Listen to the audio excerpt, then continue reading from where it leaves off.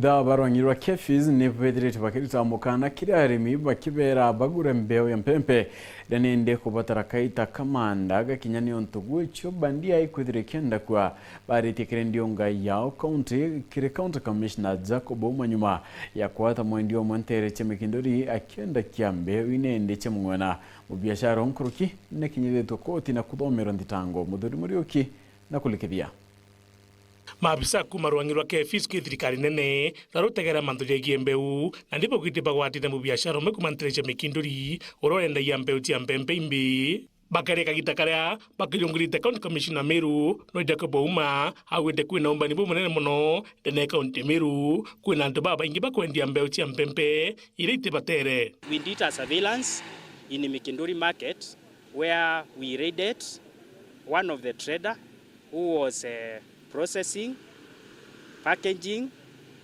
He was also displaying and selling 5 commonly varieties that you can see here, which are also being grown by our farmers.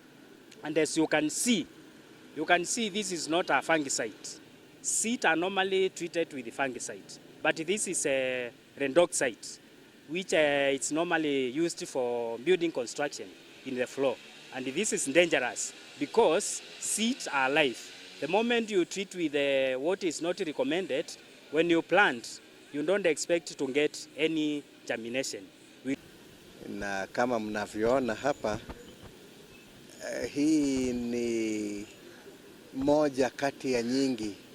Tuna uwezekano ya kwamba tuko na mbegu gushi, na hivyo basi tunawaambia wakulima na tunawaomba wachukue tahadhari, wahakikishe mbegu wanazonunua ni mbegu halali, mbegu ambazo zimethibitishwa kuwa safi na ambazo zinakubalika kwa mujibu wa wataalamu na ambazo wataelezwa ni kitu gani wanapaswa kuangalia.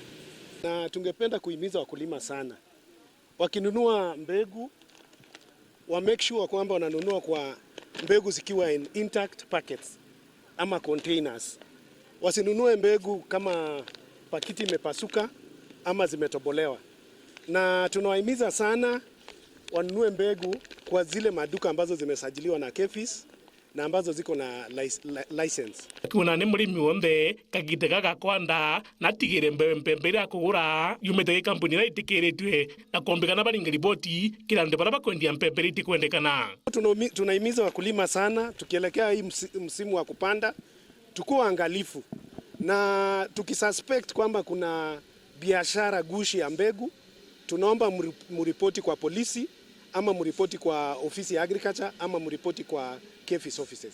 Na pia tunawaomba ikiwa mtu ataona mahali na kuna mbegu gushi zinauzwa, ili tusije tukaingia sote kwa mtego wa panya ushikao waliomo na wasiokuwemo, tafadhali wawajulishe maafisa wetu wa usalama, machifu na wengineo, ili ndiposa wale watu waweze kukamatwa kabla wajaingiza wakulima katika hasara.